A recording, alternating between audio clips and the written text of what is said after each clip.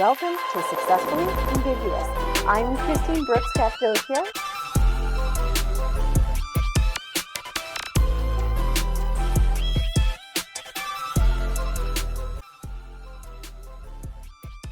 So I've had moments in my life where something that was meant to be joyous and wonderful kind of knocked me off rails career-wise.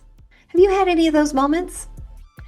This next guest blew my mind with how she took her maternity leave and positioned it as a strength for her career journey. And she's absolutely right.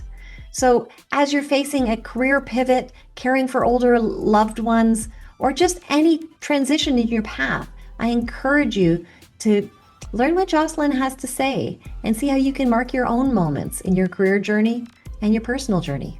So let's open the door and meet Joceline Kozhipatt. You were recently named IABC Student of the Year. What did that moment represent for you, and how did you become involved with IABC? How did it shape that journey? Yes, I did. And it was actually an honor for me to be, recognized for the work that I'm doing with IABC. So my IABC journey actually began with York. So I did my postgrad certificate in public relations from York University School of Continuing Studies. And on our first day of class, we were told that it's good to be associated with networks of communicators. Either join IABC or CPRS or both, up to us. But then because I wanted to do one thing at a time, that's exactly when I thought I'll go involve myself with IABC. And that's when my journey began. It was an absolutely fantastic one, though. I'm so glad you did get involved. I don't know if you know this, but I started my communications journey by taking a job that needed a communications office. So I petitioned to get one started, and then I joined IABC and in fact had to form a local chapter to access that advice. And I've never looked back. Being involved with a professional association is such a great way to grow. What advice would you give to others who are trying to get real value out of their professional association? I would strongly recommend for students, professionals to get associated with such networks because it is so helpful and valuable. First, you get to meet senior professionals, you get to meet people who are just starting out in their middle career. So you have access to all kind of people there. There's so much diversity as well. So you can connect with the people that you feel you're most closely related to, you can relate to in terms of your own ethnicity or, the level of professional work you're at. And then just learn from them, connect with them, because you should not wait for that moment at your time where you want that job or, you want to step up the ladder, because that's not what networking is about. You have to start very early on, build those connections. It all builds with that genuine relationship that you build over time. Well, and you've been very intentional about building your relationships. A lot of our friends and our colleagues are a little bit more reserved and maybe a little bit nervous to jump in. How do you approach a new space when you don't know anyone, and what helped you turn those moments into meaningful relationships? Honestly, with me as well, when I started with my networking, it wasn't easy at all because I was in a new country. I did not know how to, approach a professional, a senior communicator. Like, am I saying something right? Am I giving the right vibe? I don't want to sound as if I'm just there to be asking for advices or, when people think that you're just to take from them. I didn't want to be seen as somebody like that. So I took my time, I took those pauses, I observed first. So that's what I would recommend and suggest others as well. If you're not comfortable, if you don't feel ready, just observe, learn, and then give yourself that space and time to be out there. And then slowly connect, because when you're in a network, it's sometimes usually the same people who come in every of those networking events. They will notice you when you are also doing your job. Then it just happens, authentically. It just happens. You get that opportunity, you speak to them, and then you build that relationship. And I think that's the way of going about it, rather than just jumping into people and just getting to know. And I love that, because you're building a relationship around a shared sense of purpose. Right. One of the things I used to do when I was starting out, I used to be very shy. No one who knows me now would assume that.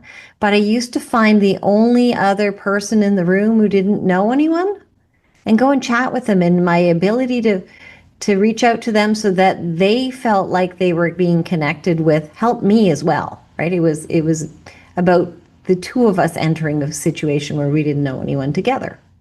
That's true. And there are some people who are really great at it. They just, get that connection in that first meet itself. So I really look up to those people as well. But I can also speak for the ones who feel stressed, who don't feel ready to be, to put themselves out there at the first go.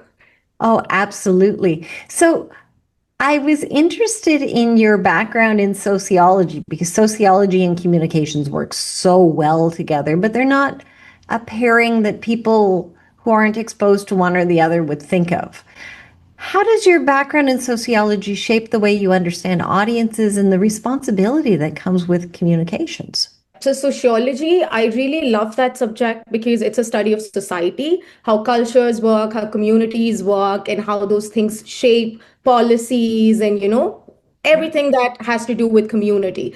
So, that's one thing that I really love about that subject. And I feel it applies to every function that we have in organizations, because when we talk about communications as a whole, we are communicating to an audience or a core function. So it's important to be able to understand people from different places to see where they are coming from and what affects the way they do things. So communication should be shaped around that. That's where strategy also comes into place.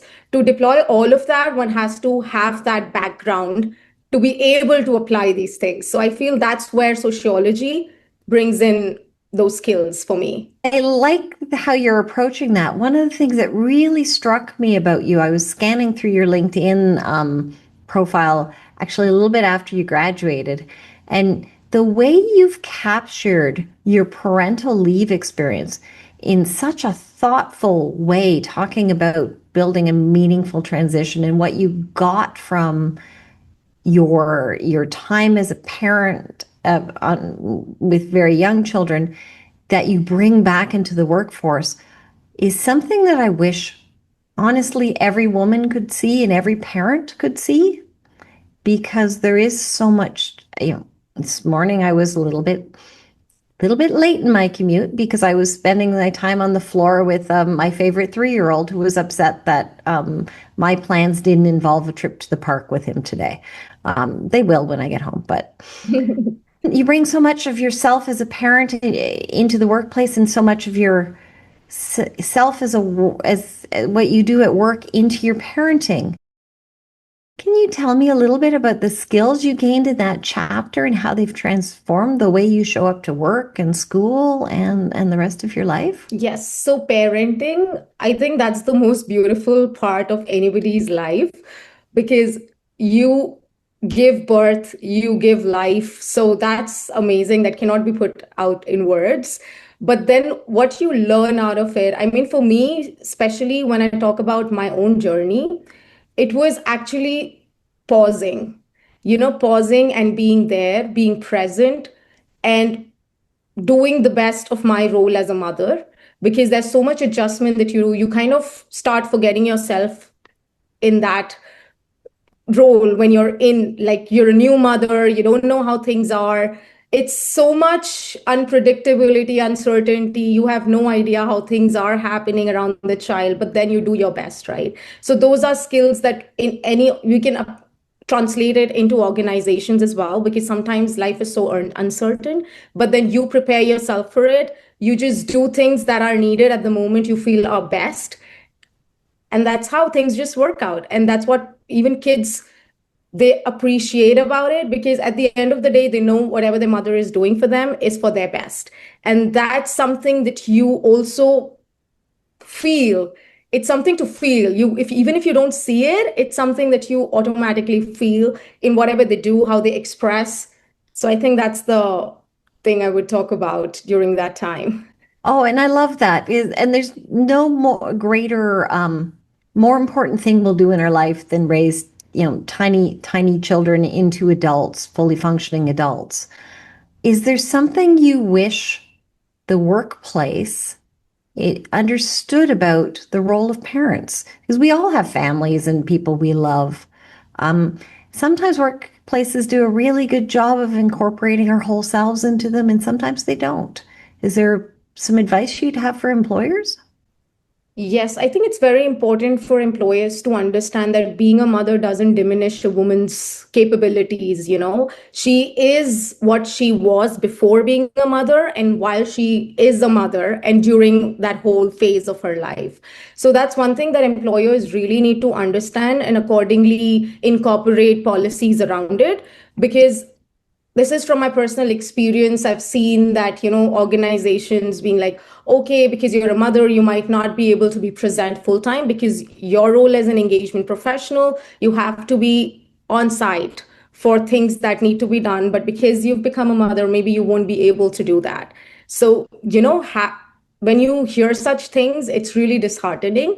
And I feel organizations really need to work around things, and they when they know the value of the skills that the person has, then they should work around how to make things happen and easy for the mothers who are returning back to the workforce or who are working while they are also taking care of their Right. children. That's very important. Oh, 100%. And quite frankly, as a parent and now a grandparent that does a lot of caregiving, it's made me a much better, more productive, more effective, because I can juggle more things at once and prioritize much more quickly, and usually prioritize the human over the outcome. Right? Yeah. It's changed my perspective on things. So I really just love the way you've treated your parental break in your resume, because it really does capture the importance of that moment, but also the benefits of that pause. If Thank you. you could leave the audience with one piece of advice from anywhere along your journey that you wish somebody had told you when you were starting out, that might help them in your career path or their career path, what would it be? I think I would say that treat every season as a season of preparation, because, you know, it's not important for you to just believe that this was the time or you're too late in life or things are not happening the way it's supposed to be. Just be, you know, just be yourself.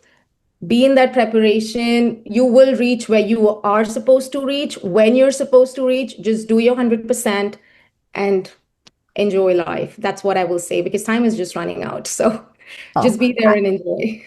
I love that. And for somebody who's, in less than 2 years come from newcomer to, student of the year of the biggest IABC chapter globally, you're certainly making the most of your time. And I can't wait to see what you do next. Thank you, Joceline. Thank you so much. It was such a nice time with you having this beautiful conversation. Thank you so much. Thank you for joining me for this episode of Successfully Ambiguous. Be sure and subscribe to us on YouTube and listen to us on Apple and Spotify. If you've got career questions, be sure to email me at successfullyambiguous@yorku.ca. Don't forget, when opportunity knocks, be ready to answer.